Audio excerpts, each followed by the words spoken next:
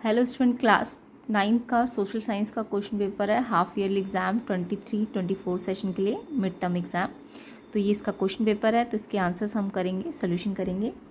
तो जिन भी बच्चों का ये एग्ज़ाम हो चुका है वो अपने आंसर चेक कर लीजिए, जिनका भी नहीं हुआ है वो उसको अच्छी तरह से प्रैक्टिस कर लीजिए। चाहे मिड टर्म एग्ज़ाम हो या फाइनल टर्म एग्ज़ाम हो, तो प्रैक्टिस कर लीजिएगा। एग्ज़ाम के पॉइंट ऑफ व्यू से ये बहुत इंपॉर्टेंट क्वेश्चन पेपर है।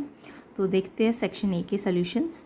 तो national assembly framed a constitution in 1791 to limit the powers of. तो जो नेशनल असेंबली थी उन्होंने एक कॉन्स्टिट्यूशन फ्रेम किया था 1791 में, किसकी पावर को लिमिट करने के लिए, किसकी पावर को कम करने के लिए। तो आपको पता है ना, किंग की पावर को कम करने के लिए ये 1791 में कॉन्स्टिट्यूशन फ्रेम किया गया था। किसकी पावर कम करनी थी? किंग की। तो किंग मतलब किंग सिस्टम जो होता है, मोनार्च। तो ए ऑप्शन इसका करेक्ट है। तो किसकी पावर लिमिट करने के लिए? मोनार्च। ए ऑप्शन इसका करेक्ट है। सेकंड क्वेश्चन देखते हैं। Study the picture and identify the incorrect option. तो ये पिक्चर आपकी बुक में है, ठीक है। तो इसमें आपको ना जो इनकरेक्ट ऑप्शन है उसको आइडेंटिफाई करना है, इनकरेक्ट ऑप्शन को।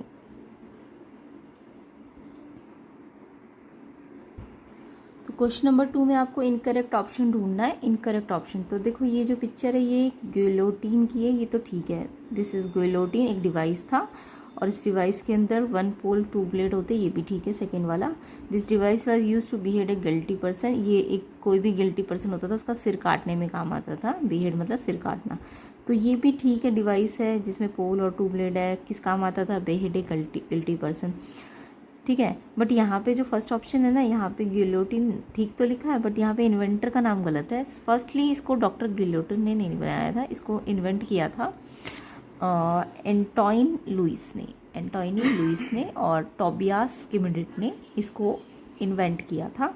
तो यहाँ पे नाम तो ठीक है गिलोटिन है, बट इन्वेंटर का नाम गलत है, इसलिए ये वाली स्टेटमेंट इनकरेक्ट है, ठीक है। इनकरेक्ट ही पूछी थी ना आपसे, तो इनकरेक्ट कौन सी है? ये गिलोटिन नाम ठीक है, बट इन्वेंटर का नाम गलत लिखा हुआ है, इसलिए ए ऑप्शन इसका गलत है। तो यानी कि टिक तो इसी में होगा ना, इनकरेक्ट भी तो टिक करना है, तो ए ऑप्शन है इसका आंसर। नेक्स्ट क्वेश्चन, दैट तिथि was a tax levied by the dash on the peasants comprising 1/10 of the dash. तो तिथि एक टैक्स था जो किस पे लगता था? जो चर्च लगाता था। कौन लगाता था? चर्च लगाता था। किस पे? पीजेंट्स पे लगाता था, मजदूरों पे। और 1/10 किसका? जो भी उनका एग्रीकल्चरल प्रोड्यूस होगा, जो भी वो एग्रीकल्चरल जितना भी होगा उनका, उसका 1/10 टैक्स के रूप में चर्च को देना पड़ता था। तो चर्च इसका है और यहाँ पे एग्रीकल्चर प्रोड्यूस है, तो ए ऑप्शन इसका करेक्ट है। नेक्स्ट क्वेश्चन करना है, identify picture is related to which king. King कौन सा है इसमें से? तो ये जो ज़ार निकोलस सेकेंड है, ये है इसका आंसर, ज़ार निकोलस का है ये। बी ऑप्शन इसका करेक्ट है। तो क्वेश्चन नंबर 3 का चर्च और एग्रीकल्चर प्रोड्यूस, ए ऑप्शन। और 4th का ज़ार निकोलस का ये पिक्चर है, ठीक है। तो इन सब के पिक्चर ही आपको देख लेना किसका कौन सा पिक्चर है, इनकी पिक्चर आपको याद होनी चाहिए। विच of the following is the highest peak in India. सबसे जो ऊंची पीक है इंडिया में वो कौन सी है? कंचनजंगा। बी ऑप्शन इसका करेक्ट है। Which of the following are young fold mountain. Young fold mountains किनको कहते हैं? तो ये है आपके हिमालयाज, सी ऑप्शन है। तो हिमालयाज को हम क्या कहते हैं? यंग फोल्ड माउंटेन्स, ठीक है। तो 5th का आंसर है आपका कंचनजंगा और 6th का आंसर है C option, the Himalayas. Next question, which one of the following is the largest fresh water lake. Largest fresh water lake कौन सी है? तो लेक तो बहुत सारी, बट फ्रेश वाटर सबसे बड़ी लंबी लेक जो है आपकी वुलर लेक है, ए ऑप्शन है इसका आंसर। तो क्वेश्चन नंबर 7 का आंसर वुलर लेक है। ये कहाँ पे है? बांदीपुरा डिस्ट्रिक्ट में, जम्मू कश्मीर में है ये। और ये न सिर्फ इंडिया की बल्कि एशिया की सबसे बड़ी झील है, फ्रेश वाटर झील, फ्रेश वाटर लेक है ये, ठीक है। वुलर लेक एशिया की भी और इंडिया की भी। कहाँ पे है? बांदीपुरा, जम्मू कश्मीर में। नेक्स्ट, तो इसका आंसर ए है, ये नहीं है डी। ये जो बुक इसमें लगे हुए हैं वो करेक्ट नहीं है, ये जो मैं आपको बता रही हूँ वो करेक्ट है, A option. Question number 8, which of these is not a good argument in favour of democracy. Democracy, ये क्वेश्चन आता है कई बार। डेमोक्रेसी में क्या तर्क मतलब सही नहीं है? तो people feel free and equal in democracy. अगर डेमोक्रेसी के करेक्टरिस्टिक आ जाएंगे तो डेमोक्रेसी में आपको पता है ना कि जहाँ पे गवर्नमेंट पीपल सेलेक्ट करते हैं, तो डेमोक्रेसी में सबको लोगों को फ्री फील होता है और इक्वल फील होता है। यस, ये तो ट्रू है कि डेमोक्रेसी सब लोगों को इक्वल फील कराती है। बी ऑप्शन, डेमोक्रेसी रिजॉल्व करती है conflict in a better way than others. Democratic होगी गवर्नमेंट अगर, तो वहाँ पे कॉन्फ्लिक्ट अच्छी तरह से सॉल्व हो सकते हैं अगर दूसरी टाइप की गवर्नमेंट होगी तो डेमोक्रेसी में कॉन्फ्लिक्ट जल्दी मतलब सॉल्व हो जाते हैं ना। यस, ये भी एक डेमोक्रेसी का कैरेक्टरिस्टिक है। बट यहाँ पे आपको नॉट वाला पूछा जो डेमोक्रेसी में अच्छा इफेक्ट नहीं डालता। तो यहाँ पे democratic government more accountable to the people, ये भी ठीक है कि डेमोक्रेटिक गवर्नमेंट को लोगों को क्या करना होता है, अकाउंटेबिलिटी दिखानी होती है। मतलब वो कभी भी लोग चुनते हैं ना गवर्नमेंट को, तो लोग तो निकाल भी सकते हैं, तो उनको जवाबदेही देनी पड़ती है लोगों को। यस, ये भी ठीक है। Democracies are more prosperous than other, ये आपका जो है ये डेमोक्रेसी के ऊपर सही नहीं है कि डेमोक्रेसी दूसरी टाइप की गवर्नमेंट से ज़्यादा प्रॉस्पेरियस होती है। तो यही इसका गुड आर्ग्यूमेंट नहीं है। यहाँ पे डेमोक्रेसी फेल हो जाती है, वो प्रॉस्पेरस नहीं होती है। तो डी ऑप्शन इसका करेक्ट है। तो क्वेश्चन 8 का आंसर डी ऑप्शन होगा। ठीक है, तो बाकी सब तो करेक्टरिस्टिक डेमोक्रेसी के है, बट ये वाला करेक्टरिस्टिक डेमोक्रेसी में अच्छा आर्ग्यूमेंट नहीं देता। तो डेमोक्रेसी दूसरी टाइप की गवर्नमेंट से प्रॉस्पेरस नहीं होती है। तो ये लिमिटेशन भी कह सकते हो डेमोक्रेसी की है। Next question number 9, democracy improve the quality of decision making. Democracy में डिसीजन मेकिंग की क्वालिटी ज़्यादा अच्छी होती है। क्यों होती है? डिसीजन एजुकेटेड पीपल लेते हैं, डिसीजन कंसल्टेशन एंड डिस्कशन के थ्रू होता है, डिसीजन लेने में लंबा टाइम लगता है, ऑल डिसीजन जुडिशरी अप्रूव करती है। तो यहाँ पर डिसीजन मेकिंग की क्वालिटी इंप्रूव क्यों है?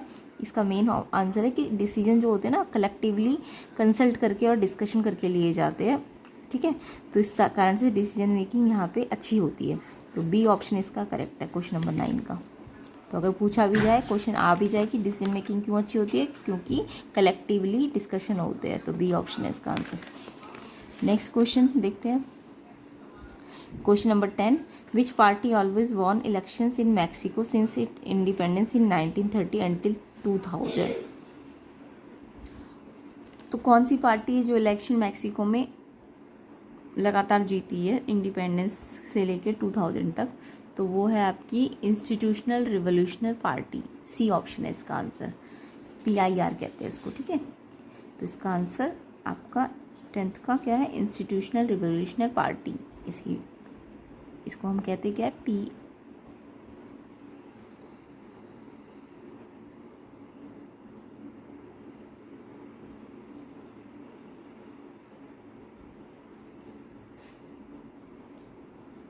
PRI कहते हैं। ठीक है, इंस्टीट्यूशनल रिवोल्यूशनरी पार्टी, ये लगातार जीतती है। ये सी ऑप्शन है इसका आंसर। नेक्स्ट क्वेश्चन देख लेते हैं, क्वेश्चन नंबर 9, डेमोक्रेसी, ये तो पढ़ लिया था ना हमने 10th। 11 देखते हैं, विच of the following sentences is wrong about doctor BR Ambedkar. Doctor BR Ambedkar के ऊपर कौन सा सेंटेंस रॉन्ग है? रॉन्ग वाला ढूंढना है आपको। तो he was a chairman of the drafting committee, ये तो ट्रू है आपका, है ना, ये तो सही है, वो ड्राफ्टिंग कमेटी के चेयरमैन थे। He was born in Maharashtra, Maharashtra में नहीं, वो बॉर्न हुए थे मध्य प्रदेश में, तो ये गलत है। बाकी सब ठीक है। लॉ मिनिस्टर थे after independence and Republican party के फाउंडर भी थे वो, है ना, बाकी सब ठीक है। बट महाराष्ट्र में नहीं हुआ था उनका जन्म। बाबा साहब जो था वो तो ठीक है, BR अम्बेडकर महाराष्ट्र में नहीं हुए थे, वो आपके मध्य प्रदेश में हुए थे उनका जन्म। तो बी ऑप्शन इसका गलत है। इसका आंसर क्या होता? मध्य प्रदेश। ठीक है, ये इसका करेक्ट आंसर है। नेक्स्ट, तो बी आंसर, इसमें रॉन्ग में लगाना था ना, ठीक, तो बी वाला रॉन्ग है, बाकी सब तो ट्रू है, तो बी इसका आंसर होगा। क्वेश्चन नंबर 12 देख लेते हैं, who among the following was not the member of constituent assembly. Constituent assembly के कौन मेंबर नहीं थे? तो देखो, TT कृष्णाचारी भी थे, पंडित जवाहरलाल नेहरू भी रहे हैं कॉन्स्टिट्यूएंट असेंबली के मेंबर, राजेंद्र प्रसाद भी रहे, महात्मा गांधी जो थे वो नहीं थे मेंबर। तो महात्मा गांधी को याद कर लेना, मेंबर ऑफ कॉन्स्टिट्यूएंट असेंबली जो नहीं थे, नहीं वाला महात्मा गांधी। ठीक है, बाकी सब थे। तो इसका आंसर ए ऑप्शन होगा, महात्मा गांधी, क्वेश्चन नंबर 12 का। Next question number 13, when did south Africa become a democratic country. South Africa जो कंट्री थी वो मतलब उनको फ्रीडम कब मिली थी, वो डेमोक्रेटिक कंट्री कब बनी थी? तो वो बनी थी 26 अप्रैल को बनी थी 1994, बी ऑप्शन। 26 अप्रैल 94 याद रखना, और 26 अप्रैल भी याद रखना। तो 26 अप्रैल 1994 को डेमोक्रेटिक कंट्री बनी थी कौन सी? South Africa. Next question, name the autobiography of Nelson Mandela. Nelson Mandela की ऑटोबायोग्राफी का नाम क्या है?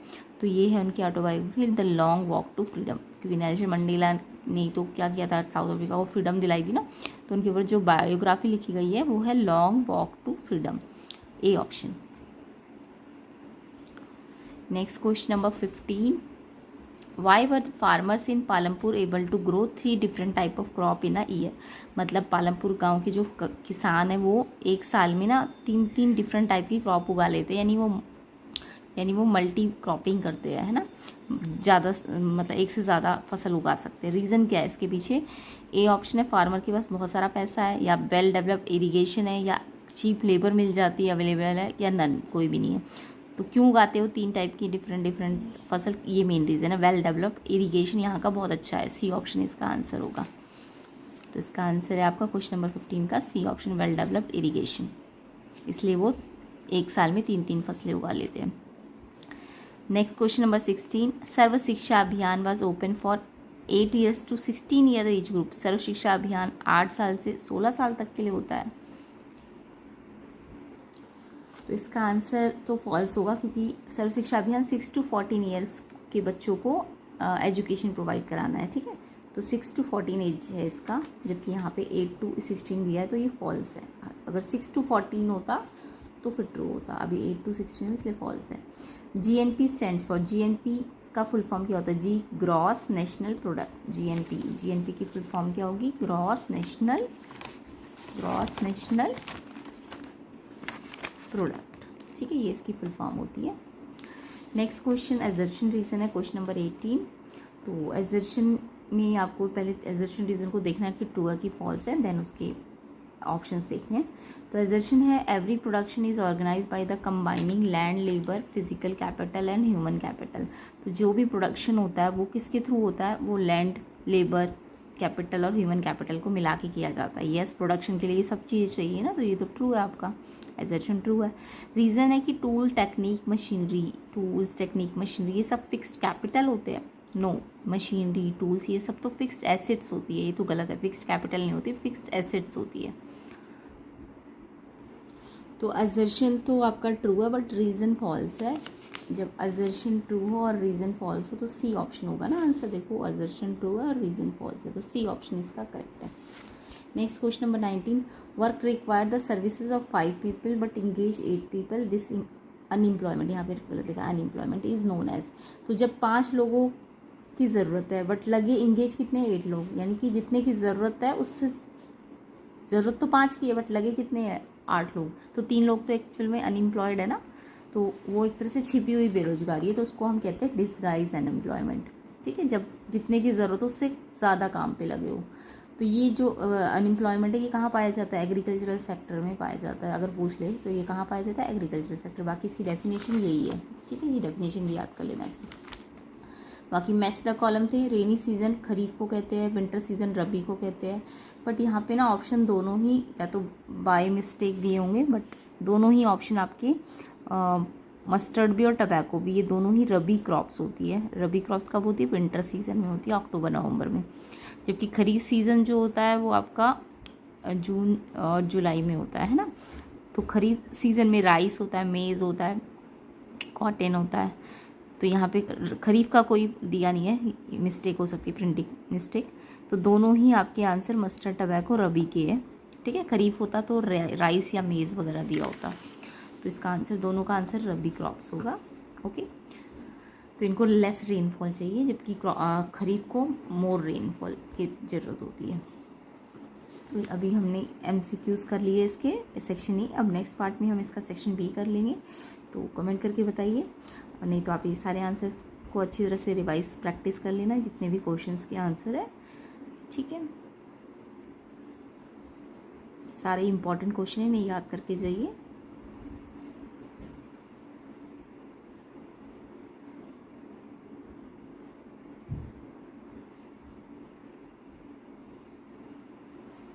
ये मैप है, तो मैप को भी अच्छी तरह से प्रैक्टिस कर लेना। इसके साथ ही मैं डिस्क्रिप्शन में लिंक में एक क्वेश्चन पेपर का और लिंक डाल दूँगी, उसका भी सोल्यूशन हो रखा है, तो उसको भी आप चेक कर लेना, उसे भी आप अच्छी तरह से करके जाइए एंड अच्छी तरह से प्रैक्टिस कीजिए। आपका एग्ज़ाम अच्छा हो जाएगा। Best of luck for your exam and video को शेयर ज़रूर कीजिए, चैनल को सब्सक्राइब कर लीजिए अगर नहीं किया है तो, एंड कमेंट कीजिए अगर कोई क्वेरी है तो, ठीक है। तो ये सारे क्वेश्चंस आपको अच्छी तरह से प्रैक्टिस कर लेने हैं। इसके अलावा जो मैंने MCQ समझाए हैं और इससे जो डिस्क्रिप्शन में वीडियोज़ होंगी उनको अच्छी तरह से रिवाइज़ करके जाना, ठीक है। तो एग्ज़ाम कैसा गया ये भी बताना, और अदर क्वेश्चन पेपर्स के सोल्यूशन के लिए भी आप चैनल को देख सकते हैं।